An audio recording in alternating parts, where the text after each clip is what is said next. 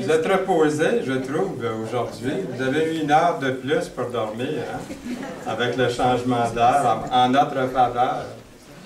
Donc, que Dieu soit loué pour chaque bénédiction qu'il nous accorde aujourd'hui. Et le sujet de ce matin, d'aujourd'hui, c'est mon implication comme membre du corps. Nous sommes un corps, l'Église locale. Et c'est basé, si vous voulez ouvrir vos Bibles, ceux qui ont leur Bible ce matin, c'est dans Romains 12. Et nous allons considérer les versets 3 à 16 de Romains 12. J'aimerais vous poser une question. Comment réagissez-vous lorsque des amis de la famille viennent, ou d'autres amis, des frères, des sœurs dans le Seigneur aussi, viennent à vous avec des problèmes ou des préoccupations? Êtes-vous enclin à les écouter, à les réconforter pour leur apprendre à corriger le problème, que peut-être vous pouvez trouver une solution à ce problème ou à organiser un effort pour eux, pour résoudre leurs problèmes, ou peut-être même simplement leur remonter le moral ou répondre d'une manière complètement différente à tout ça. La façon dont une personne répond peut refléter le ou les dons spirituels qu'elle possède. OK? On est là, on est tous ensemble, arrivés au même point. Ça peut refléter notre don. Ça peut refléter. L'Assemblée a besoin de toutes sortes de dons. On le sait ici à Longueuil, dans notre Assemblée. Il y a toutes sortes de services. Vous êtes un enseignant, ou que vous soyez un enseignant, ou que vous aimiez, il faut aimer les gens pour être un enseignant. Votre don est aussi important que celui qui organise, qui a le don d'organiser dans l'Église, ou qui dirige, qui préside. Ce sont des dons. Et on peut avoir le don d'enseignant, puis peut-être pas avoir celui de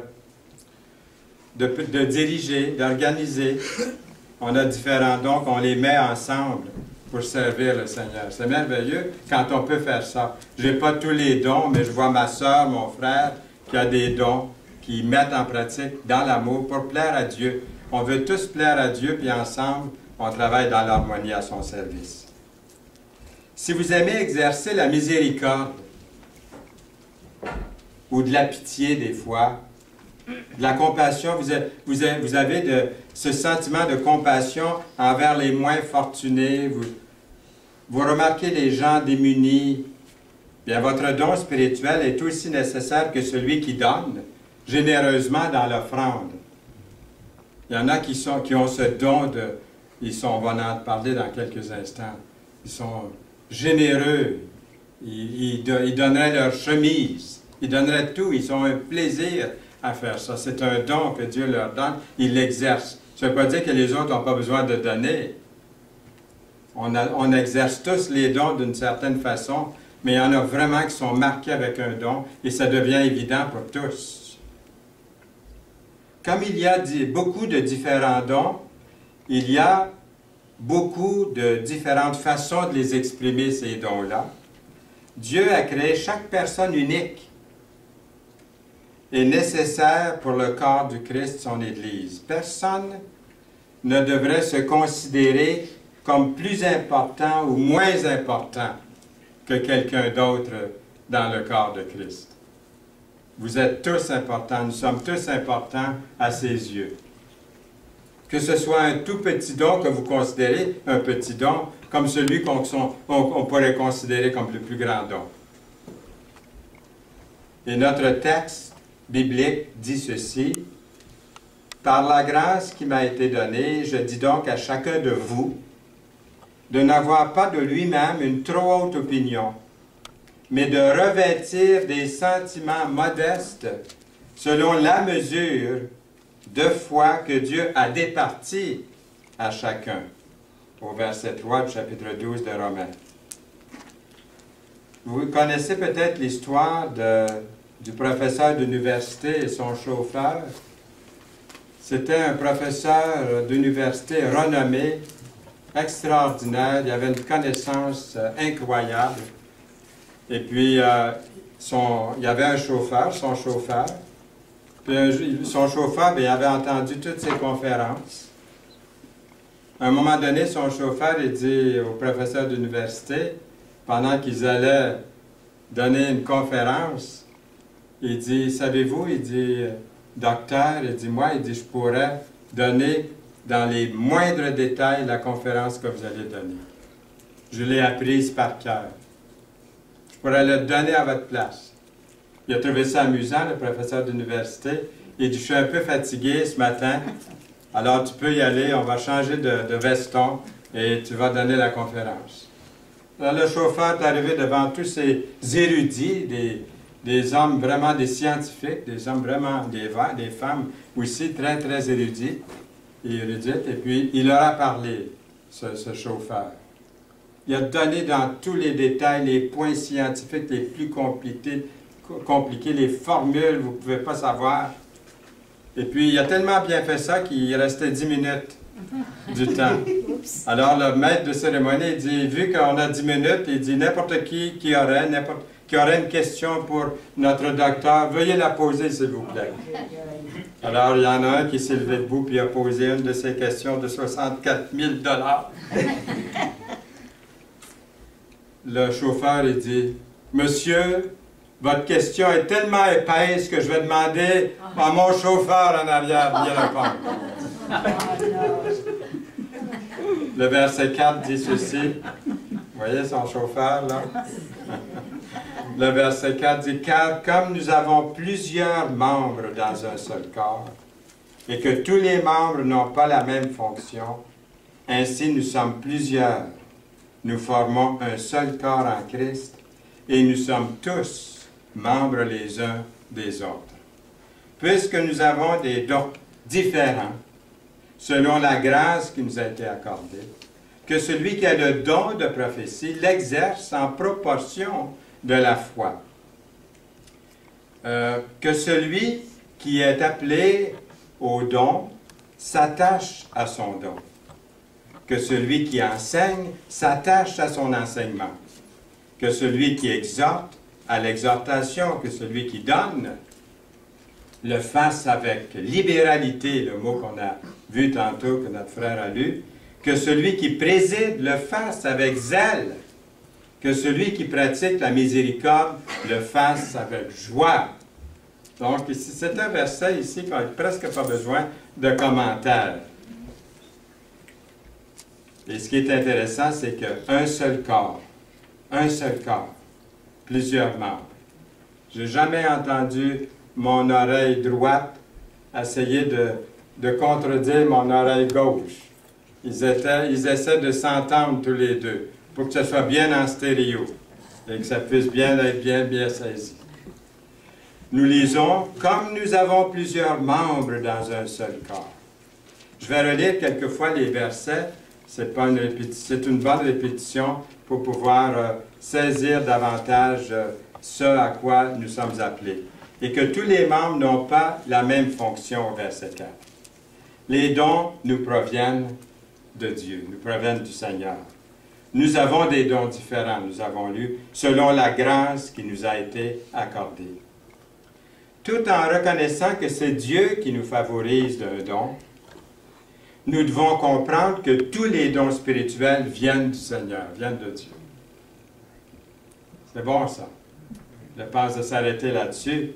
Et que nous n'avons rien fait qui puisse nous mériter ces dons. Il vous les a donnés. Il m'a donné ces dons pour le servir, pour le glorifier dans son corps. Dieu veut que nous soyons déterminés à utiliser ces dons. On pourrait les garder pour soi et ne rien faire avec les dons qu'il nous donne. Il nous a donné des dons pour le servir, mais il faut faire attention à rester humble et savoir que Dieu est celui qui travaille en nous et par nous. Je n'ai pas à me glorifier, il me l'a donné et puis je le sers de tout mon cœur. Je lui donne toute la gloire. Dans Romains 11, 29, il dit ceci, « Les dons et l'appel de Dieu sont irrévocables. Ça, c'est un verset extraordinaire pour moi aujourd'hui, pour vous sûrement. Ce qui veut dire que Dieu ne nous enlève pas nos dons spirituels. Des fois, c'est nous qui les mettons sur la tablette, ce don qu'il nous a donné. On ne l'exerce pas pour une raison, ou des fois qu'on ne connaît pas trop.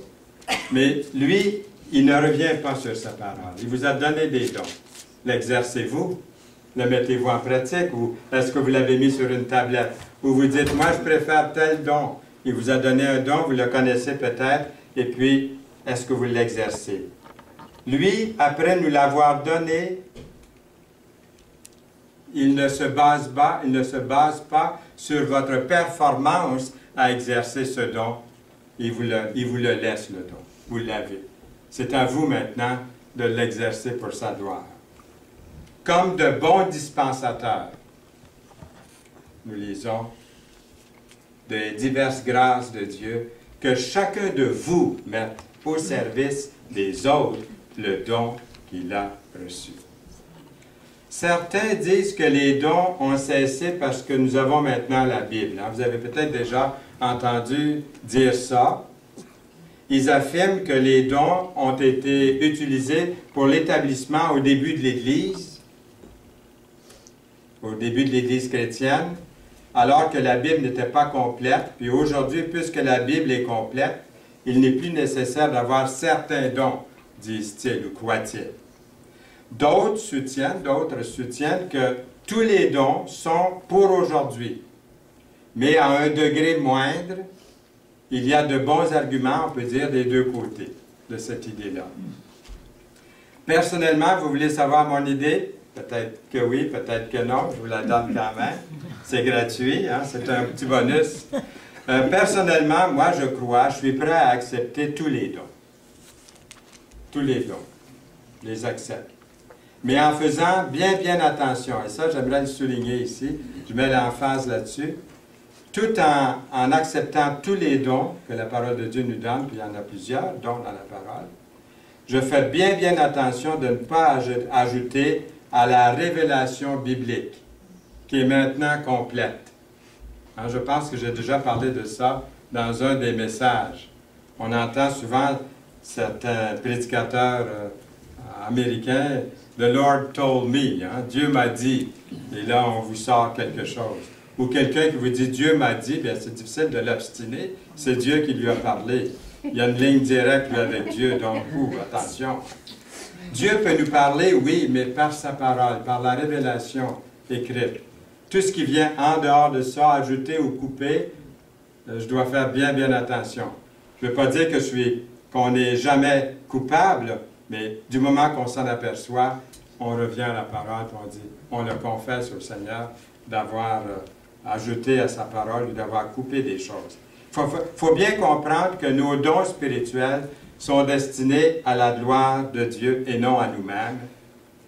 Et nous les utilisons, ces dons-là, pour servir les autres. On a lu le verset il y a un instant.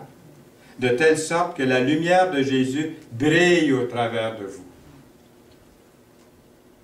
Dieu est glorifié. Dieu est glorifié lorsque nous ne négligeons pas les dons qu'il nous a donnés. Dieu aurait pu choisir de se glorifier, de se donner la gloire lui-même sans nous donner des dons. Mais regardez sa bonté, son amour envers chacun de nous. Lui, plutôt, ce qu'il a fait, c'est qu'il nous a donné des dons spirituels à utiliser dans le service pour lui plaire. Moi, je demande au Seigneur, pendant ma vie, à l'heure actuelle, là, je vous confie ça, je demande au Seigneur, quand je vais être avec lui au ciel, de me donner un travail. Je vais avoir quelque chose à faire.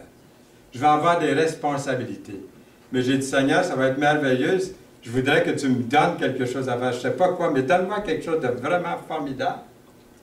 Et puis, il n'y aura pas de fatigue. C'est ça. Je ne serai jamais tanné de te servir. Je vais te servir au bout. Hein? Parce que ça va être tellement agréable. Le travail, des fois, ici-bas, il y a des choses, moi, que je n'aime pas faire. Je vous dis franchement, je le fais pareil, c'est mon travail. Il y a d'autres choses que je raffole, ce n'est pas un travail, c'est un jeu. Mais il y a des choses que j'aime moins. Mais au ciel, tout ce que je vais accomplir, ce que le Seigneur va vouloir me donner comme travail, ça va être au bout de tout, comme disait mon ami, là.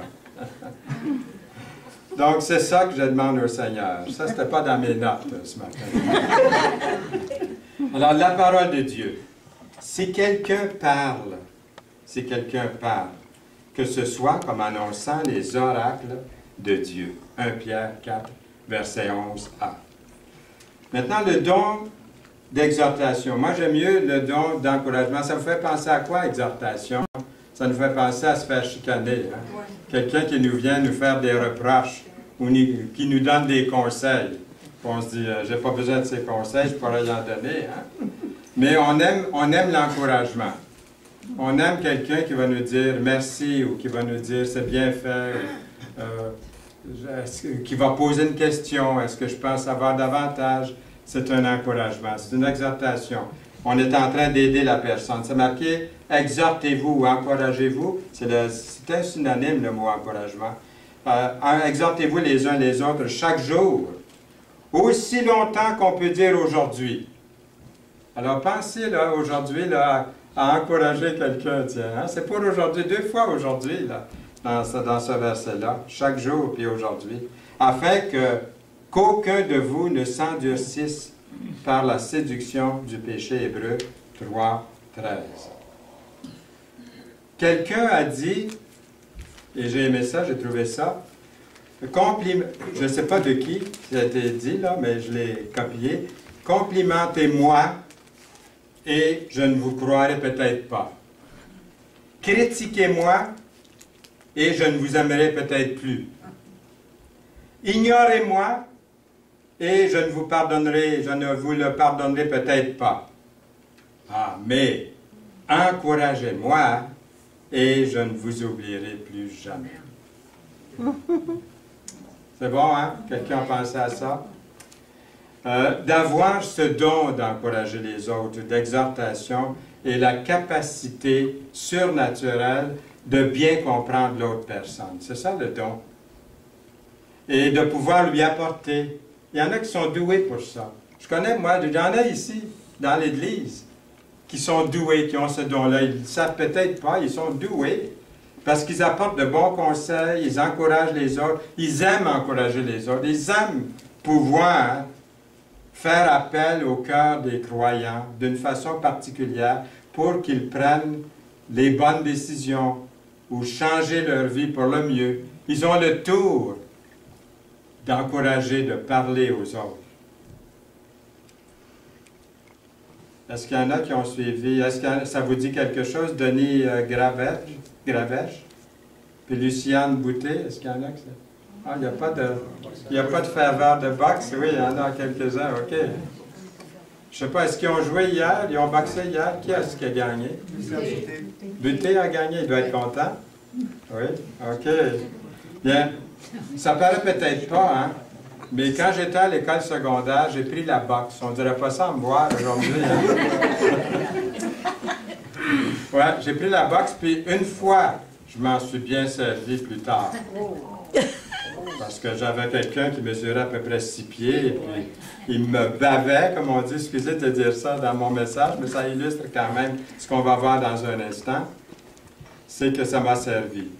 Mais ce que je voulais vous dire à propos de la boxe, savez-vous ce que j'ai trouvé le plus encourageant dans la boxe? C'était pas vraiment de gagner, mais c'est quand on m'avait donné un bon coup de poing, puis j'étais au plancher, puis que je me relevais. Ça, c'était la chose la plus encourageante. De se relever une fois que vous avez eu un bon coup de poing. Alors, la vie est parfois très difficile. Est-ce que c'est vrai, ça? Oui, hein? Chacun peut dire ça ici. Il est facile de se décourager. C'est facile peut-être pour vous de vous décourager des fois. C'est la même chose pour moi. C'est pourquoi il est si important pour vous et pour moi, pour les chrétiens, de s'encourager les uns les autres. Vous ne savez pas, je ne sais pas par quoi vous avez passé, moi, cette semaine. Des fois, autrefois, Yolande me disait, quand j'ai commencé à prêcher, ça fait 50 ans au-dessus que je prêche, mais dans les débuts de notre mariage, quand je prêchais, Yolande me disait, tu t'en vas prêcher ce matin, Fernand, encourage les chrétiens.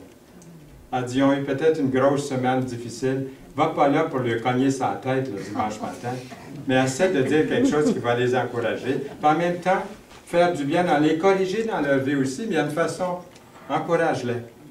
Alors j'espère que, merci Yolande, tu vas peut-être encourager un prédicateur. C'est pourquoi il est si nécessaire pour les chrétiens de s'encourager les uns les autres, de continuer dans le bon combat de la foi. Il y en a qui l'ont, ce don-là. On dirait, bien, surnaturellement. Tous les dons sont surnaturels. Puis il y en a qui l'ont un peu naturellement aussi. Autrement, c'est tentant d'abandonner, de baisser les bras, de céder au péché qui est toujours prêt à refaire surface. Bien que tous les chrétiens sont appelés à la communion fraternelle, puis à s'encourager mutuellement, certains chrétiens, et je le répète, sont plus doués pour reconnaître chez les autres ceux et celles qui ont besoin d'encouragement. Il y en a ici. Et qui ont besoin de se faire remonter le moral. Donc, exercez votre don. Il est très important, ce don que vous avez. Le don d'enseignement. Pour toi, dis les choses qui sont conformes à la saine doctrine. C'est de revenir à la parole dans Tite 2:1. Pas tout ce qui est enseigné se fait devant une classe ou devant l'Église, depuis le podium. Si vous avez le don d'enseignant, vous pourriez être appelé à faire l'école du dimanche. Vous pourriez être appelé à un petit groupe de nouveaux chrétiens, diriger une étude biblique, tout en ayant une manière de vie chrétienne qui fait honneur au Seigneur, qui en fait partie aussi de l'enseignement que vous communiquez aux autres.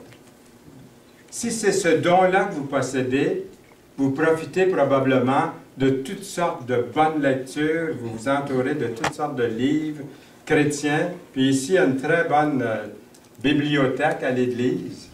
Vous pouvez aller puiser toutes sortes de choses. Aujourd'hui, c'est infini. Avec Internet, vous pouvez taper un mot et aller trouver toutes sortes de bons sujets. Je dis souvent sur Internet, vous le dites peut-être aussi, il y a le pire, mais il y a aussi le meilleur. Allons chercher le meilleur pour accroître notre connaissance du Seigneur Jésus et pour mettre en pratique tous ses enseignements. C'est important comme enseignant de lire toute la Bible d'un couvert à l'autre. Quand vous avez fini, recommencez. Je ne sais pas combien de fois j'ai lu la Bible d'un couvert à l'autre. Ça fait 65 ans que je connais Jésus comme mon sauveur personnel. Puis je n'ai pas sauté beaucoup de jours. J'ai lu ma Bible à tous les jours. Donc, il faut la lire, toujours recommencer. Puis je me rappelle quand je témoignais au bureau, j'ai travaillé dans un bureau, comme vous savez, autrefois, avant d'aller dans l'œuvre, avant d'aller étudier aussi. Et puis quand j'arrivais au bureau, des fois, on parlait des choses du Seigneur avec les gens qui ne connaissaient pas la parole. Bien, ils pensaient qu'ils connaissaient la parole. Puis des fois, ils me disaient, c'est marqué dans la Bible, aide-toi, le ciel t'aidera. Puis moi, je disais, ben non, c'est pas écrit dans la Bible, ça. Comment ça? Tu connais la Bible par cœur, toi, qui disais? Je ne connaissais pas la Bible par cœur, mais je la lisais à tous les jours. Vous ne connaissez pas la Bible par cœur? C'est à moi d'avoir une mémoire extra. Il y en a qui la connaissent peut-être par cœur. J'ai connu un prédicateur quand il me dit, bon, je vais aller préparer mon message. Il demeurait chez nous. Et puis il dit, je vais aller préparer mon message. Il rentrait dans la chambre, j'ai vu qu'il se couchait, fermait les yeux, puis il roupillait pendant 1 heure. Puis il ressortait, puis je disais, est-ce que votre message est préparé? Il dit, oui, c'est préparé. Mais comment vous avez fait? Je vous ai vu dormir. Non, il dit, je ne dormais pas. Il dit, je connais le grec, le latin, l'hébreu, le français, l'anglais. Il dit, j'ai préparé mon message pendant que j'avais les yeux fermés. Il y avait toutes ces références, il avait une mémoire phénoménale. Et puis, mais c'est pas tout le monde, hein? Donc, il faut lire la Bible à tous les jours, s'en nourrir. Puis quand vous avez fini de la lire, recommencez. Des fois, j'ai témoigné à des gens religieux qui m'ont dit, « Ah oui, la Bible, je l'ai déjà lue. » Alors, on était plusieurs autour d'une table. Il y avait 2, 3 religieux. J'étais là pour rendre témoignage à une famille. Puis à un moment donné, j'ai dit, allons voir dans Colossiens. Je vois celui qui était supposé d'avoir lu la Bible. Il cherchait dans l'Ancien Testament. J'ai dit, c'est dans le Nouveau Testament. Fait que là, il commence dans Matthieu. Ben, j'ai dit, dans ma Bible, c'est la page, je lui donne la page, ça donnait un peu la direction d'où est-ce qu'il est rendu. Mais de l'avoir déjà lu, c'est pas assez. Je l'ai déjà lu. Je connais la Bible, je l'ai déjà lu. Vous avez lu ça quand? Ah, quand j'étais jeune. Mais savez-vous où est-ce qu'est Genèse? Oh, ben c'était quelque part dans la Bible. Donc, lisons-la tous les jours. Le don de prophétie ou de prédication. Celui qui prophétise ou qui prêche, au contraire, parle aux hommes, les édifie, les exhorte, les console.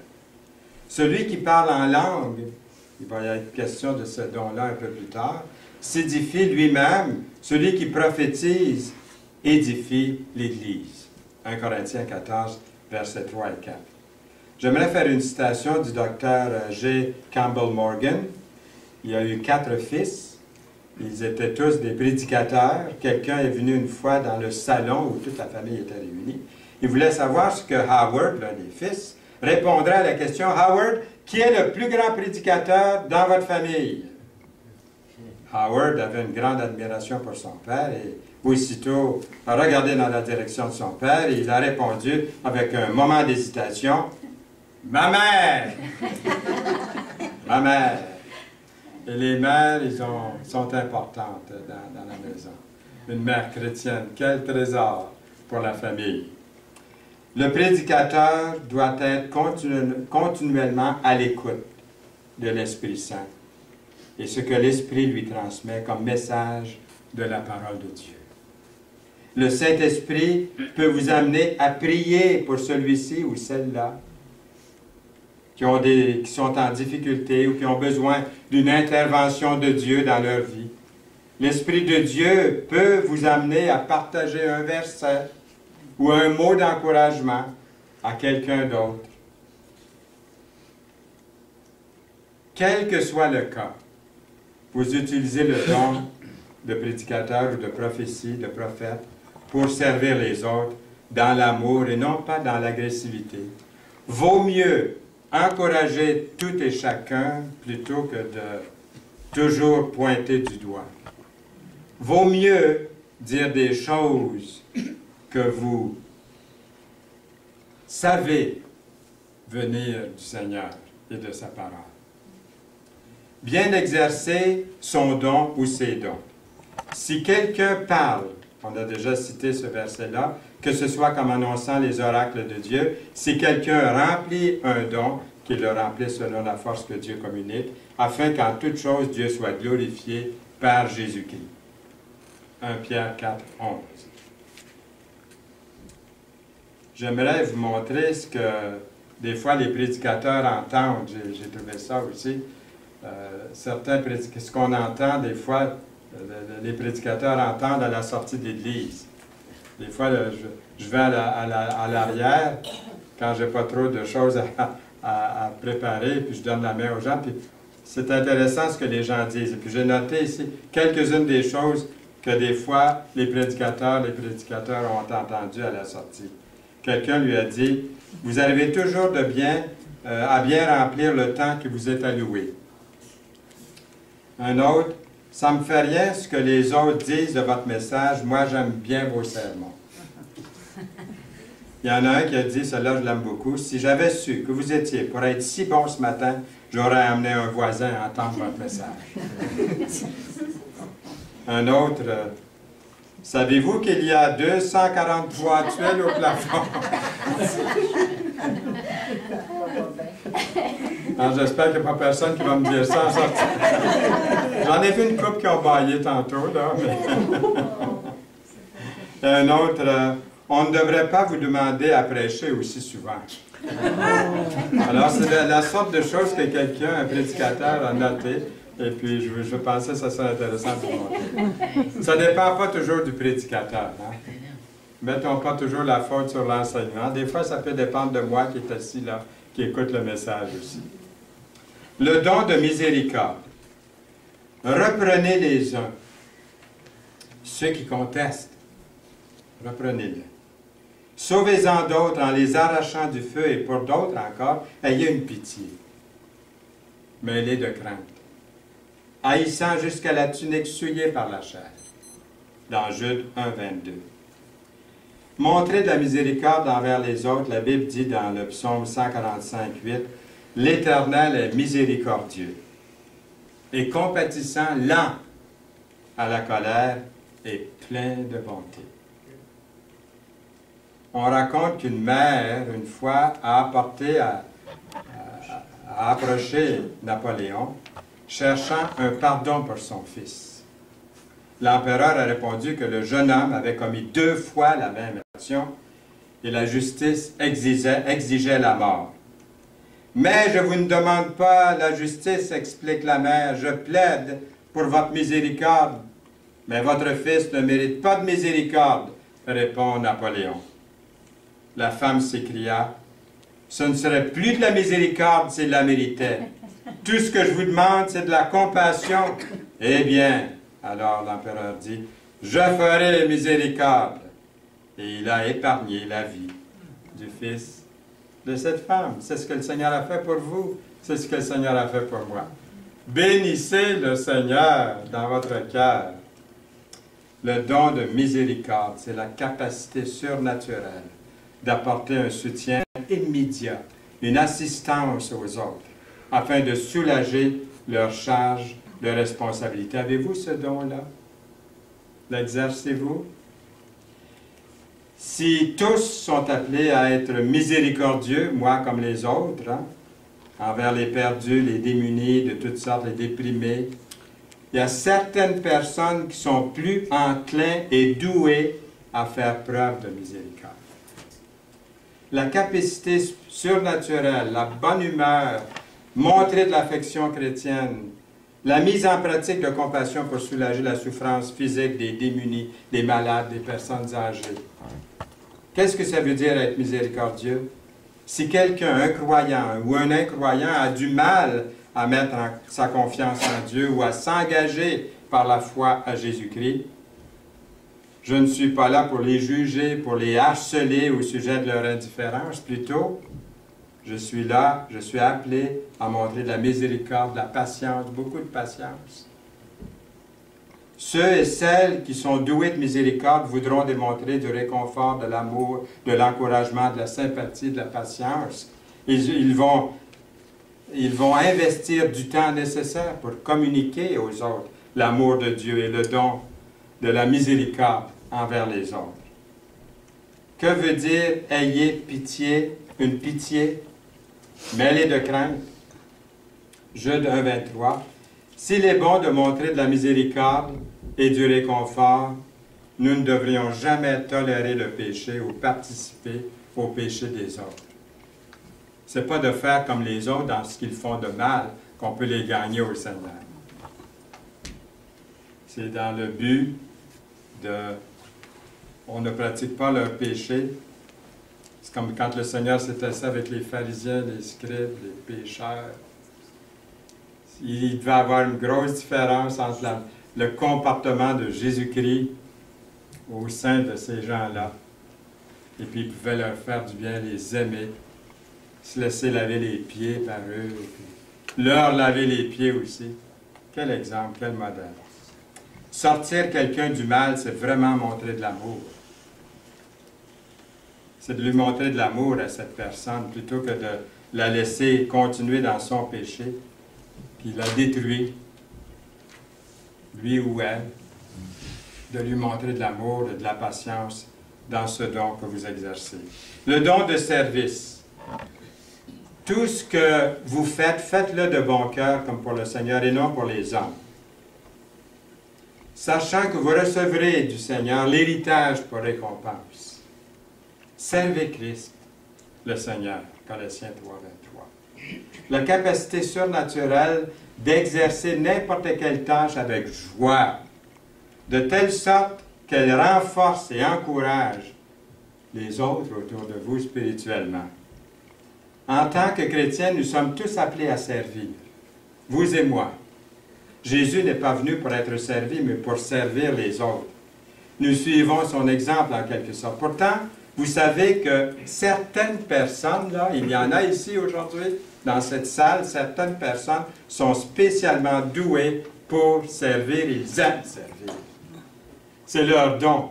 Si vous aimez rendre service, je sais qu'il y en a qui aiment rendre service. Ils ont un don. Des fois, ils ignorent. Mais ils sont tellement heureux quand ils peuvent rendre service. Ils aiment rendre service. C'est un don. Exercer ce don. Ceux et celles qui sont doués dans ce domaine de service travaillent habituellement avec empressement, avec zèle, dans l'excellence, sont perfectionnistes souvent. Ils font tout ce qui est nécessaire pour aider les autres à bien accomplir leur travail. Ils le font pour le Seigneur, mais ils veulent que les autres réussissent. Ils ont une joie à faire ça. Est-ce que vous l'avez, ça? Je sais qu'ils l'ont. Qu'il y en a ici qui l'ont, cette joie de servir le Seigneur. Et puis, appuyer aussi une personne, appuyer d'autres personnes qui sont douées dans d'autres dons. Il les appuie, ces gens-là, pour le service du Seigneur. Que ce soit pour le nettoyage des salles de bain ou de servir aux tables, ils sont joyeux, heureux de vous aider, pas nécessairement en quête de reconnaissance ou de récompense, car ils savent que leur vraie récompense est dans les cieux. Amen. Oui. Le don de libéralité. Vous ne saviez pas que j'allais en parler, hein, un petit peu, mais le don de donner. Que celui qui donne le fasse avec libéralité. Romains 12, 8. L'habilité surnaturelle de pouvoir partager avec joie, générosité, ses ressources matérielles sans égoïsme à mesure que le Saint-Esprit donne des opportunités à donner. Nous sommes tous appelés à donner, mais il y en a qui donnent d'une façon, on pourrait dire, extravagante. Mais non, pas pour eux. Pour eux, c'est leur don. Ils donnent avec. Ils donneraient tout. En général, quand on donne à l'Église, ce qui vient à l'esprit, ce sont les offrandes. Le petit sac bleu qu'on va passer tantôt, c'est ça qui nous vient à l'esprit. Il y a aussi les missions. Il y a les missionnaires, il y a leurs besoins de Bible, ils ont des besoins de médecine, de vêtements. Gospel for Asia, j'ai beaucoup aimé leur catalogue. Hein. Vous voyez un enfant avec un petit cochon ou avec des poules. Et puis, c'est des choses comme ça qu'on peut donner aussi. Il y a des choses matérielles qu'on peut donner. Nous ressentons, ceux qui ont ce don ressentent un fardeau à donner pour ces besoins-là, des besoins dont je viens de mentionner. Tout chrétien engagé donne parce que rien ne nous appartient vraiment. Tout appartient au Seigneur. Nous partageons avec amour pour les autres qui sont dans le besoin. Notre but dans cette vie n'est pas d'accumuler un tas de choses qui nous donnent le sentiment d'être important ou d'être à l'aise, mais nous désirons servir Dieu avec tout ce que nous avons. Le don de diriger, leader. Quiconque veut être grand parmi vous, qu'il soit votre serviteur. C'est ça d'être un leader, hein? C'est d'être au service des autres. Matthieu 20, 26. Jésus est notre meilleur exemple d'un parfait leader. Il a donné sa vie pour que ceux et celles qui viennent à lui vivent et ne subissent pas la peine éternelle en enfer. Il dit à ses disciples dans Marc 10, 45,